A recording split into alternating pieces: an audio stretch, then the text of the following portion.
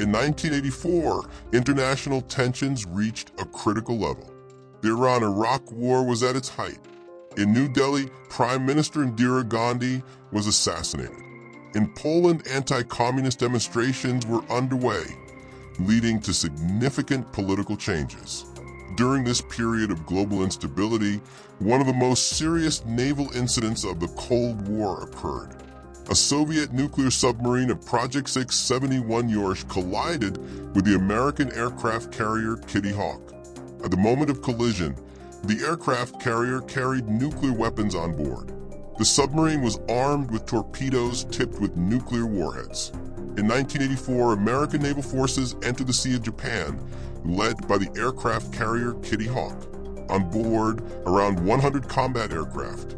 The carrier was escorted by destroyers, cruisers, and frigates.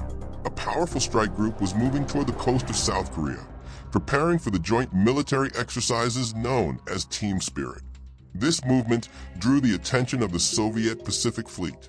Several ships and submarines were deployed to observe the exercises. Among them, a Project 671 Yorsh nuclear submarine, tasked with conducting covert surveillance. A few days later, submarine K-314 detected a group of enemy warships and began shadowing them, reporting back to headquarters.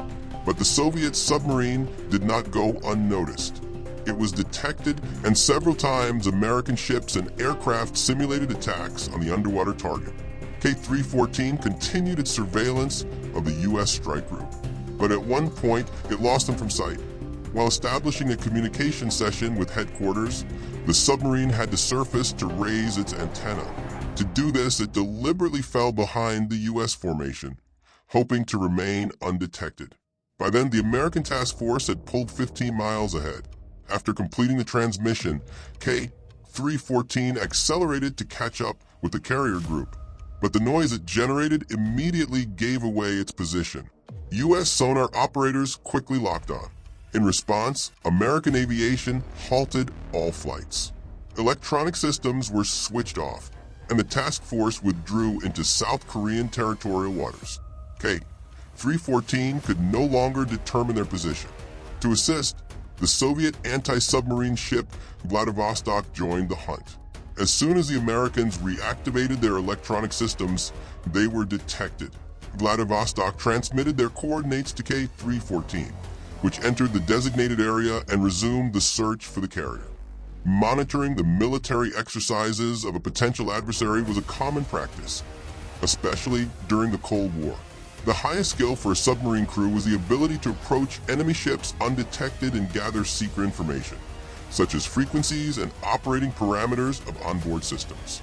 For example, in 1968, the Soviet submarine K-10 managed to approach the American aircraft carrier Enterprise, masking itself with the noise of its massive propeller. It shadowed the carrier for nearly 13 hours, recording acoustic profiles and even rehearsing training torpedo attacks. But this time, surveillance of a potential adversary nearly ended in an international scandal. Rising to periscope depth for another communication session, the commander scanned the waters. Ahead, he spotted the navigation lights of American ships, moving directly toward them. Realizing the high risk of collision, he ordered an emergency dive. As the submarine descended, the crew felt a violent jolt. Seconds later, a second impact. With horror, the sailors understood. The submarine had collided with one of the American ships. Surfacing, the crew began preparing to fight for the vessel's survival. On the American side, the aircraft carrier Kitty Hawk was damaged. Its hull was compromised along a length of 40 meters. One of the breaches was dangerously close to the carrier's aviation fuel tanks. Large amounts of kerosene spilled into the sea. The risk of fire was critical, and on board the Kitty Hawk were several dozen nuclear weapons. Helicopters lifted off from the carrier, circling the Soviet submarine for reconnaissance. It was a rare opportunity to approach one of the newest Soviet nuclear subs and capture a series of photographs. Inspecting the damage, the crew of K-314 realized that measures to ensure the submarine's survival were not required. There was no fire, no flooding of compartments. Visually, torn sections of the light hull were observed. The propeller was deformed. The retractable equipment was damaged. Because of this, K-314 could no longer move under its own power. A tow was required. The submarine was delivered to a bay on the western coast of the Pacific for repairs. The American aircraft carrier, meanwhile, managed to reach a Japanese port on its own, where preliminary repairs were carried out.